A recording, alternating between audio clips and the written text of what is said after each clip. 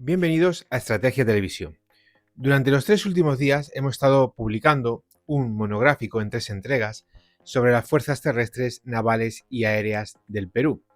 Hemos explicado cuál es su composición, cuáles son sus principales capacidades, también hemos analizado sus principales defectos y hemos realizado una explicación al final de la misma. Y hoy jueves, en esta cuarta y ya última entrega, vamos a reflexionar sobre el futuro militar de Perú, que es lo más importante, pero siempre teniendo presente una cosa, y es que es imposible avanzar bien si no sabemos de dónde venimos, y esto es fundamental. Vamos a hablar del futuro militar de Perú, pero no vamos a hacer de una forma pueril, hablando de si Perú necesita 6 fragatas o si necesita este avión u otro avión, sino que vamos a hablar de una forma estratégica. Porque al final las armas son solo un instrumento que puede ser utilizado de forma correcta o de forma errónea. Lo primero que tiene que plantearse Perú desde un punto de vista militar, como cualquier otro país del mundo, es qué tipo de fuerzas armadas quiere y sobre todo para qué la quiere. Y esto es fundamental. Y es una reflexión que deberían hacer no solamente los oficiales de alta graduación, sino también todo el arco político y empresarial de Perú. Porque esto es muy importante y no es una decisión de uno, es una decisión de todos. En este aspecto, lo primero que tiene que pensar Perú es cómo va a actuar en el futuro. Y me explico. Si Perú considera que tiene que proteger sus fronteras y que su principal peligro es el surgimiento de organizaciones guerrilleras y terroristas, obviamente necesitará unas fuerzas armadas muy parecidas a la de Colombia. Cierta capacidad aérea, cierta capacidad naval y sobre todo mucha infantería, muchos batallones de infantería, algo de apoyo de fuego y muchísimos helicópteros. Si por el contrario Perú considera que puede haber amenazas territoriales a su seguridad, Perú necesitará una marina potente, una fuerza aérea que cuanto menos sea capaz de realizar misiones de interdicción y de negación del espacio aéreo al enemigo y por supuesto un poderoso ejército de tierra. Y si Perú considera que debe de recuperar los territorios que le fueron arrebatados en el pasado, pues Perú necesitará crear unas fuerzas armadas con una gran capacidad expedicionaria. Y esto es fundamental. Esto es fundamental, porque si no nos planteamos qué ejército queremos, no vamos a ir a ninguna parte. He podido leer mucho y escuchar muchas opiniones, no solamente lo que escribís en este canal, sino en otros canales que visito, en periódicos y demás, y al final el recurso es siempre el mismo. No, por ejemplo, en el ejército del aire, vamos a sustituir este avión por este otro, pero no pensamos en ese avión, no pensamos en qué capacidades tiene ese avión, no pensamos en para qué queremos ese avión, qué misiones vamos a realizar con ese avión. Por ejemplo, algo que escucho mucho es decir, vamos a sustituir ahora mismo el MiG-29 y el Mirage 2000. Vamos a sustituir el MiG-29, por ejemplo, por el Rafale y el Mirage 2000 por el KF-21. Vale, perfecto. En primer lugar, ¿has pensado que estás hablando de sustituir tus 2 aviones actuales de combate por 2 aviones bimotores que son exactamente una copia uno de otro y que están diseñados para la misma función? Perú, con su Producto Interior Bruto, necesita 2 cazabombarderos en su ejército, porque hay muy pocos países del mundo que tengan 2 cazabombarderos. Yo no digo que sea bueno ni malo, simplemente estoy diciendo si Perú se ha planteado eso. Por ejemplo, Perú recientemente se ha dotado en su armada con 2 LPD, que son los más modernos y más avanzados de América del Sur. Perfecto. Un LPD fundamentalmente es un buque de asalto. Perú no tiene islas y tiene una costa más o menos recta. Además, Perú no tiene ningún país enfrente suya. Los países con los que limita Perú tienen más o menos la misma costa que ellos. Al norte Ecuador, al sur Chile. En ambos casos no va a haber una fuerza expedicionaria porque fundamentalmente cualquier tipo de misión va a necesitar del apoyo y la cobertura aérea. Por lo tanto, puede haber gente que piense que construir estos 2 buques realmente no le aporta absolutamente nada a Perú.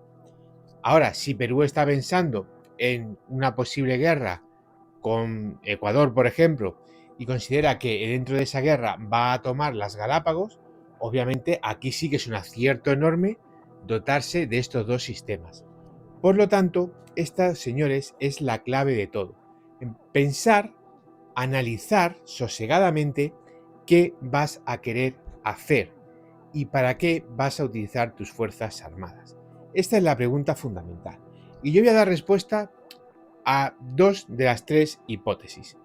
Porque la primera de ellas que he planteado, que es básicamente un enemigo interno, hoy en día, por la evolución de las relaciones internacionales y demás, es poco probable que en Perú se forme un movimiento guerrillero. Es muy poco probable. De hecho, en Perú ha habido varias asonadas, y algunos de ellos incluso han llegado luego a presidir el país, y no han triunfado ninguna. Entonces, siempre puede haber el tema del narcotráfico y demás, por supuesto, pero un grupo guerrillero, como en el pasado estuvo Sendero Luminoso y demás, ese narcoterrorismo comunista hoy en día no es una realidad factible. Por lo tanto, yo esa opción como que la descartaría, o cuanto menos no crearía unas fuerzas armadas diseñadas para esas misiones. Para mí solo hay dos opciones reales para Perú. La primera de ellas es tener unas fuerzas armadas defensivas y la segunda de ellas es crear unas fuerzas armadas para recuperar el territorio que perdieron con Chile. Y si quieren ir más allá con Ecuador o con Bolivia, eso ya sería cuestión suya. Pero al final estamos hablando de lo mismo. O bien unas fuerzas armadas para defender el territorio actual de Perú, o bien unas fuerzas armadas para recuperar el territorio antiguo de Perú. Vamos a empezar por las primeras, por las fuerzas armadas para defender el territorio peruano. Lo primero que tenemos que hacer a la hora de constituir unas fuerzas armadas es fundamentalmente centrarnos en lo que es el territorio, tanto interior como exterior, las posibilidades que tiene un enemigo de atacarte y las posibilidades que tú necesitas para protegerte de tus vecinos.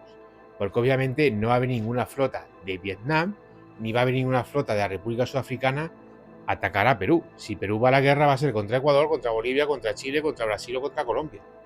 Y como mucho, si hubiese una guerra regional, podría ir a un conflicto a gran escala, pero seguiríamos estando en el teatro de operaciones de América del Sur. Por lo tanto, si vamos a un ejército de defensa, Perú lo que necesita es un muy buen avión de intercepción aérea.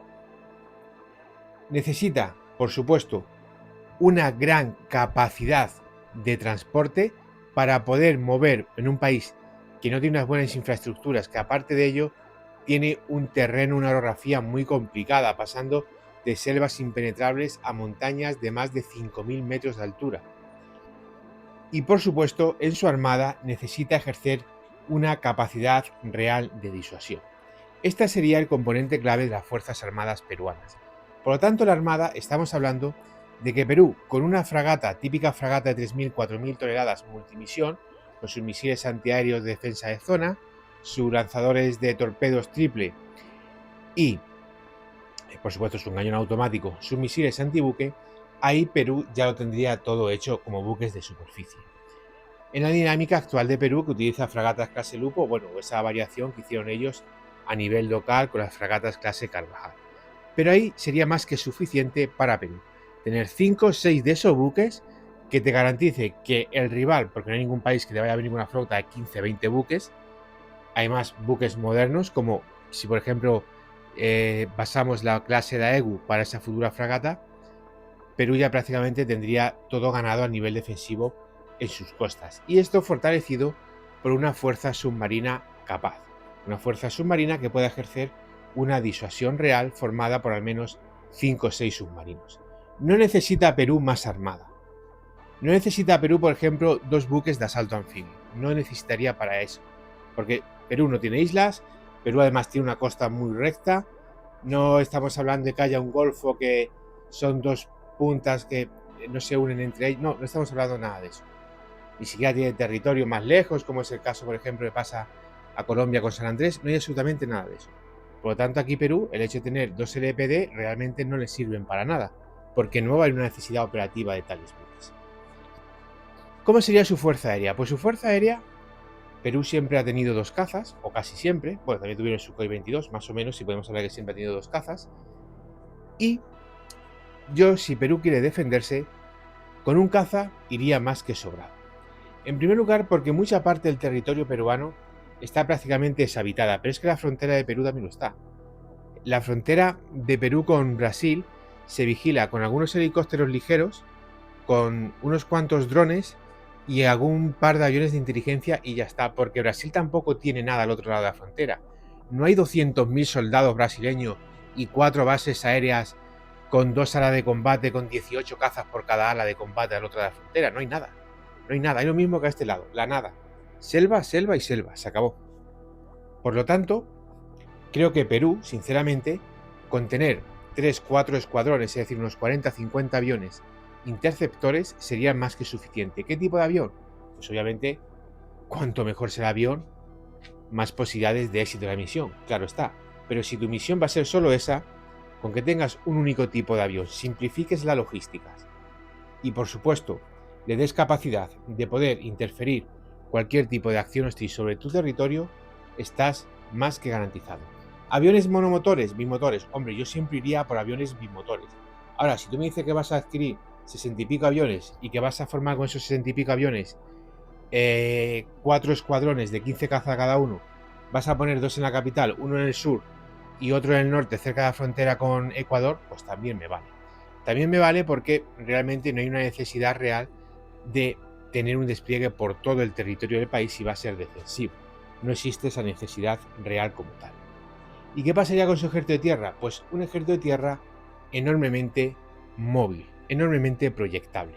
Y esto tiene una única lectura, que son helicópteros y vehículos de rueda. Dejaría como mucho una brigada acorazada en el sur del país y el resto lo formaría con vehículos de ruedas y por supuesto todas sus versiones, desde versiones de reconocimiento, versiones de combate de infantería, versiones armadas con torretas con cañones de 76 o de 105 milímetros, es decir, todo este tipo de vehículos de apoyo y toda esta gama desplegable sobre vehículos 6x6 u 8x8 que realmente te darían estas capacidades.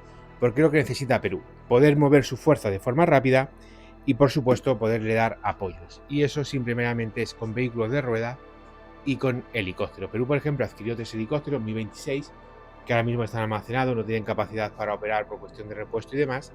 Los helicópteros de ese tipo, los CH-47 Chinook, serían extraordinarios porque con 5 o 6 de esos helicópteros puedes mover prácticamente a un batallón cada día, suministrarle apoyo y el rango de operaciones de un Chinook supera ampliamente los 600 kilómetros. Por lo tanto, con distribuir un par de escuadrones por el país prácticamente cubres la totalidad del país. Entonces, en ese aspecto ya prácticamente lo tienes todo hecho. Por supuesto, su apoyo de artillería, sus radares, todo esto es muy importante, pero así a grandes rasgos sería el ejército de Perú. Ahora vamos a cambiar la película. Vamos a pensar en un ejército para recuperar los territorios que Perú perdió en el pasado con Chile. Entonces está asumiendo que tarde o temprano, si Chile no devuelve esos territorios, que pues todo parece indicar que Chile no quiere devolver los territorios que ganó en el campo de batalla, tú la única opción que tienes de recuperarlo es a través de la vía por la que los perdiste, de la guerra. Entonces aquí la situación cambia completamente. En primer lugar, Perú necesitaría una flota naval potente. Partiendo de la base que hemos explicado anteriormente, que es completamente válida, estaríamos hablando de que a Perú le vendría muy bien tener aviones de patrulla marítima de gran alcance. Por ejemplo, Kawasaki, el Poseidón o los más antiguos P-3C. Cualquiera de estos sistemas sería muy importante. ¿Por qué? Porque si vas a atacar a otro país, tienes que controlar su flota. Y aunque sois dos países que hacéis frontera, tenéis la particularidad, o existe la particularidad, de que sois dos países a lo largo. Si por ejemplo miráis la frontera de España y Francia, la frontera naval, pues hay dos archipiélagos, uno español, otro francés, hay una especie de golfo enorme, en fin. No es una frontera lineal, una frontera recta, simple como la que hay entre Perú y Chile. En este caso, lo que se necesitaría serían esos medios. ¿Para qué? Para tener controlada y monitorizada a la flota enemiga. Y en caso de que esta flota avanzase, tú no solamente poderla plantar cara con tu flota, sino también poderla atacar desde el aire. Porque al final de cuentas, en los últimos 60-70 años, los enfrentamientos navales no han existido. y los únicos enfrentamientos como tales en los que se han visto involucrados buques han sido frente a aviones. El buque contra buque no lo hemos visto en ningún caso. Lo único que hay es algún ataque que se produjo entre la guerra India y Pakistán, en la guerra árabe-israelí, que también dieron por ahí un destructor israelí, una lancha lanzamisiles de Egipto, y la guerra de las Malvinas con el ataque del SSN inglés hacia el crucero argentino. Pero básicamente, como vemos, son cosas muy puntuales y al final acaban viniendo casi siempre o bien de forma submarina o bien desde la aviación. Buque contra buque es algo ya muy raro de ver hoy en día. En este aspecto, Perú, su fuerza tendría que ser potenciada. Y aquí sí que sería importante el tema de los 2 LPD. ¿Por qué? Porque, por ejemplo, le puedes atacar a Chile no solamente si destruye su aviación algunos archipiélagos o islas como Juan Fernández, sino directamente la isla de Pascua, que desde un punto de vista estratégico puede tener cierto interés, pero que para poder atacarla y mantener una serie de condiciones necesitas cuanto menos una capacidad logística importante. Una vez que conquiste la isla, sí es cierto que podrías abastecerla por aire, pero primero tienes que conquistarla, claro está. ¿Qué pasaría con la Fuerza Aérea? Bueno, la Fuerza Aérea aquí sí que debería tener 2 aviones. Un cazabombardero total, pesado, bimotor, con una gran capacidad de ataque a tierra, y un interceptor mucho más barato. ¿Para qué? Para llevar a cabo 2 operaciones concretas. El interceptor, que puede ser monomotor, tipo un Gripen, un F-16, como ahora mismo tienen el Mirage 2000, aunque sea más antiguo. Cualquiera de estos aviones que te haga misiones CAP, es decir, misiones de patrulla aéreas de combate, y obviamente que no te consuma ni las horas de vuelo, ni el desgaste, ni el coste de mantenimiento que te va a llevar a cabo un bimotor. Y utilizar el bimotor para cruzar la frontera, para atacar territorio chileno y para enfrentarte a los cazas chilenos. ¿Qué avión sería ideal? Hombre, el avión ideal es el Raptor, no te lo van a vender. El siguiente avión que sí te puede vender y que puede comprar Perú es el Eurofighter. Si no Eurofighter, Rafale. Rafale, KF-21. Al final no quiero entrar en ninguna polémica de cuál sería mejor o cuál sería peor, pero sí que necesitas un cazabombardero pesado.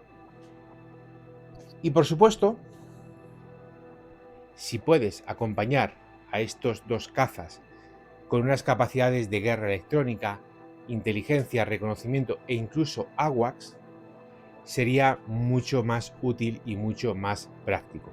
Aunque hay que tener presente que la elevada altitud en la que operaría, también es cierto que no es lo mismo operar un AWACS o operar cierto tipo de sistemas de guerra electrónica en un terreno como por ejemplo puede ser Europa, donde quitando un par de cordilleras es bastante llana, que lo que puede ser por ejemplo operarlo en los Andes, pero al final de cuentas sí que sería muy beneficioso disponer de este sistema. ¿Y qué pasaría con el ejército de tierra? Pues el ejército de tierra necesitaría una fuerza con una gran capacidad de pegada, con muchísimos vehículos blindados. ¿Por qué? Porque vas a tener que avanzar y vas a tener que avanzar hacia el sur. En este aspecto, el ejército de tierra, si antes hablábamos que con una unidad acorazada tipo brigada sería suficiente, aquí sí sería muy importante tener varias unidades acorazadas que pudiesen romper el frente. Es decir, que realizasen un ataque masivo y total que llevase a las tropas de Chile al sur de los territorios que tú quieres recuperar. Y para eso necesitas cantidad y también calidad, y sobre todo unos buenos apoyos. No solamente apoyo de fuego, sino helicópteros artillados, si puede ser helicóptero de ataque, muchísimo mejor. Es decir, una serie de capacidades que vaya más allá.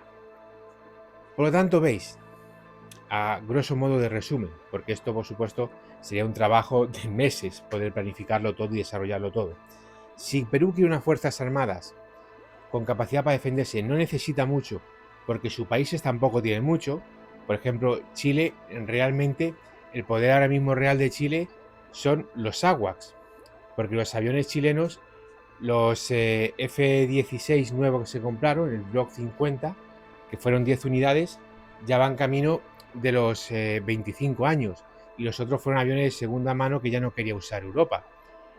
El tema de los buques de Chile es una flota donada que no te va a una armada moderna, por ejemplo la armada española no duraría 5 minutos. En primer lugar porque esos buques que son de otra época tienen una firma RCS brutal, cualquier Seahawk de la Armada Española los localizaría y directamente podría incluso atacarlo lanzándole torpedos desde el propio helicóptero. Ni siquiera necesitaría acudir a una F-100 para llevarse por delante a la flota chilena. La flota peruana está en las mismas condiciones, por lo tanto, al final, si eres capaz de hacer un análisis serio y riguroso, te das cuenta que no hay una amenaza real, porque no hay ninguna gran diferencia entre una y otra flota. Tampoco Colombia tiene 15 o 20 buques de guerra modernos, ni Ecuador. En ese aspecto, Perú no tiene que hacer grandes capacidades de desembolso económico ni dotarse de múltiples sistemas, porque la amenaza no es una amenaza muy grande. Ahora, que tú quieres recuperar territorio, pues en este caso sí, porque ya no estás hablando de que Chile te pueda atacar. Ahora estás hablando de que vas a ser tú el que ataques y el que tengas que mantener la ofensiva. Entonces aquí sí que necesitas unas fuerzas armadas que en la práctica tienen que ser el doble o en algunos aspectos, como la fuerza aérea, el triple de las que tú inicialmente te has dotado con ellas.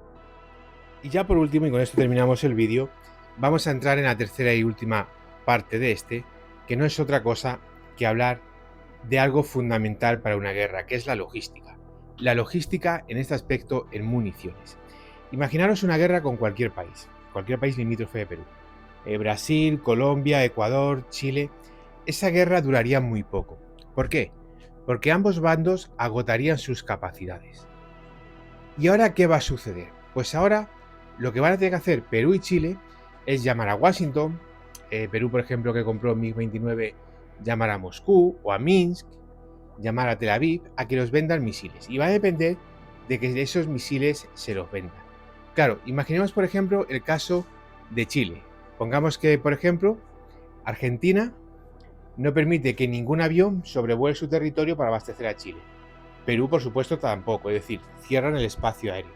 La única posibilidad que tendría Chile de abastecerse sería a través de un aspecto naval o hacer que los buques recorriesen mucho territorio, que saliesen de Tel Aviv, que se fuesen hacia el sureste asiático, a Singapur, de Singapur a Papúa Nueva Guinea o Filipinas o algo por el estilo, de ahí haciendo escala en algún archipiélago como Samoa o como Kiribati, volar hacia Santiago.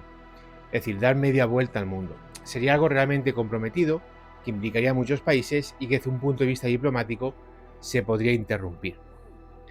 Ahora bien,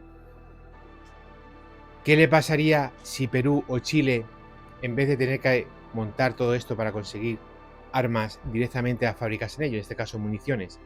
Pues que tendrían muchísimo ganado. Y esta es la clave. Es mucho más importante tener 100 carros de combate y una fábrica donde tú puedas producir munición de 120 milímetros a tener 300 carros de combate, que empiece la guerra y que tengas que estar como Ucrania, mendigando a ver quién te quiere dar algo. Esto es fundamental. Si por ejemplo Perú se dota, vamos a poner el Rafale, por un ejemplo, ¿de acuerdo? El Rafale. Perú se dota con el Rafale y va a la guerra contra Chile. Empieza la guerra. Le puede ir mejor, le puede ir peor. Pero a los 5 o 6 días de combate va a suceder una cosa. Chile ya no va a tener apenas misiles para seguir luchando, mientras que Perú va a disponer de una gran cantidad de misiles, si los puede fabricar. Y esta es la clave, porque al tercer cuarto día de guerra, Chile va a tener sus misiles BVR con cuentagotas, mientras que Perú, si puede fabricarlo, va a encender el radar de su Rafale, va a localizar al avión chileno, le va a disparar el misil y se va a quitar del medio. Y no va a buscar ningún enfrentamiento con él porque no lo necesita, porque al día siguiente ese Rafale puede volver a despegar y puede volver a cargar de misiles. Pero Chile, que necesita importar sus misiles, no va a poder hacer eso y no va a tener la misma potencia de fuego. Y al no tener la misma potencia de fuego, solo le quedarán dos opciones. La primera de ellas es intentar dosificar sus capacidades, o la segunda, entrar en un choque directo, que es lo más lógico, porque si no, Perú acabaría venciendo por una simple cuestión logística, y arriesgarse a que no pueda conseguir suministro. De tal forma, Chile debería rendirse por agotamiento. Esto es la clave de todo. Y Perú, para poder triunfar, en este caso si quisiese recuperar sus territorios, sería de vital importancia que la munición de artillería, la munición que disparen los carros o los blindados, da igual que sea 105, que 120 milímetros, o que sea la munición de cañones automáticos de tiro rápido de 20, 25, 30, 35 milímetros. Misiles de ataque a tierra, bombas, todo esto sería de vital importancia que se dotase con ello. Porque el misil antibuque, bueno, realmente no vas a necesitar 200 misiles antibuque, porque va a haber un poquito de enfrentamientos y entonces no es un aspecto en el cual tú debas dedicar tu esfuerzo. Pero por ejemplo, en fabricar misiles de crucero o misiles guiados tipo Brimstone o tipo Maverick de ataque a tierra, ahí sí que habría una gran importancia. ¿Por qué? Porque esos misiles los vas a necesitar y a operar durante todo el conflicto. Y esto es muy, muy importante. Es muy importante. Y lo estamos viendo en Rusia, más allá de las tonterías estas de los drones y demás, lo que estamos viendo es que Rusia malamente son unos inútiles, los soldados rusos son unos cobardes, sus oficiales son incapaces de hacer nada, pero siguen luchando. ¿Por qué? Porque ellos siguen fabricando armas. Y como siguen fabricando armas, siguen fabricando municiones, pues ellos pueden seguir luchando. ¿Qué pasa en Ucrania? Los militares ucranianos han demostrado ser más profesionales, más capaces y sus soldados más valientes del campo de batalla. ¿Pero qué le pasa a Ucrania? Que Ucrania, la pobrecita, no tiene nada. Tiene que estar mendigando a Europa, tiene que estar mendigando a Estados Unidos. Por lo tanto, Ucrania va en la guerra a ralentí. Cuando llega más, avanza más, ataca, derrota a los rusos, los hace retroceder, se le acaban los sistemas. Vuelve a pedir. Europa empieza a pensarse, empieza a discutir, Estados Unidos que si su Cámara de Representantes para arriba, para abajo, los rusos aprovechan contraofensiva. Los ucranianos aguantan como pueden y cuando vuelve a llegar refuerzo, otra vez atacan y derrotan a los rusos. Y así es como llevamos 2 años de guerra. Y mientras que esto siga así, va a pasar como la Primera Guerra Mundial, donde estuvieron de los 4 años, 3 de ellos atacando trincheras defendidas por ametralladoras. Y seguir atacando las trincheras. Y esto va a ser exactamente lo mismo. Entonces, en este aspecto, lo fundamental para Perú, más allá de un carro de combate, de una fragata o de un avión, es poder fabricar sus propias municiones. Y cuantas más municiones y más complejas pueda fabricarla, muchísimo mejor. Porque esto es fundamental. Es decir, el ejército chileno ahora mismo son 4 bases aéreas. 2 arriba en Antofagasta y en Iquique, una en Santiago de Chile y otra más al sur. Son 4 bases aéreas. Las del sur, aunque tengan bien abastecimiento aéreo, te van a quedar muy lejos. Pero si tú coges y atacas y destruyes las 2 primeras bases aéreas, porque te has dotado de misiles de crucero como puede ser el Taurus o bombas como el Maverick, Brimstone y demás, o las has atacado con misiles tierra a tierra, prácticamente te has cargado medio país. Te has cargado medio país. Porque los F-16 chilenos, en caso de los que sobreviviesen, ya solo podrían operar hacia Santiago. Y la distancia es muy importante, son 1000 kilómetros de distancia. Esto es fundamental, Hay, por ejemplo, Francia, que es un país más pequeño que Chile, tiene 9 o 10 bases aéreas más de combate de las que tiene Chile. Esto es muy importante. Perú tiene 2 bases aéreas de combate principales. Si Chile coge y las ataca, destroza medio ejército peruano. Cuando los recursos del enemigo son recursos focalizados, localizados y generados a partir de un despliegue táctico que obedece a intereses territoriales, con 3-4 ataques muy serios, tipo guerra relámpago como en la Segunda Guerra Mundial, a Blitzkrieg o, por ejemplo, la guerra de los 6 días de los árabes y los israelíes, ese tipo de ataque básicamente te dan la mitad de la guerra. Es así, te da la mitad de la guerra. Y esto es algo que Perú debe tener muy presente. Y para poder hacer esto, si tú realizas un ataque sorpresa, te llevas por delante esas 2 bases aéreas, que además están ahí todos los F-16 metidos, lo cual no tienen ni pie ni cabeza, pero bueno, ya ellos. A mí eso no me importa. Y eres luego capaz de seguir fabricando tus propios misiles, quiere decir que no solamente te has cargado esas 2 bases aéreas, sino que, por ejemplo, puedes hacer lo siguiente. Marcar una línea 300-400 kilómetros y atacar toda la infraestructura, bombardear las carreteras, bombardear los puentes, bombardear líneas férreas, de tal forma que dificultes muchísimo el avance de Chile del sur al norte. Que pueda Chile mandar refuerzos, que pueda mandar provisiones, municiones a sus tropas en el norte del país. ¿Esto cómo consigue? Pues como he dicho, fabricándolo tú. Si no, no vas a poder hacer nada. Entonces, por mi parte esto es todo. Ha sido un placer estos 4 días que hemos estado hablando sobre el ejército peruano en particular. Y espero que os quede claro sobre todo esta idea. que no hay que comprar o el KF-21, el Rafale o esta fragata o este tanque. Hay que saber en primer lugar qué ejército queremos y a partir de ahí desarrollar ese ejército para lo que le queremos, o bien para una defensa o bien para recuperar aquello que tenemos. Y por supuesto, siempre teniendo muy presente que la única forma de ganar una guerra es que tú seas capaz de producir aquello con lo que luchas. Si tú vas a necesitar de un tercer país, vas a estar siempre sujeto a los deseos, los designios y, por supuesto, los gustos de los líderes de esos países en ese momento histórico. Gracias por ver el vídeo, es un honor informaros de la realidad. No dudéis en dejarme vuestras opiniones y nos vemos en el siguiente análisis estratégico.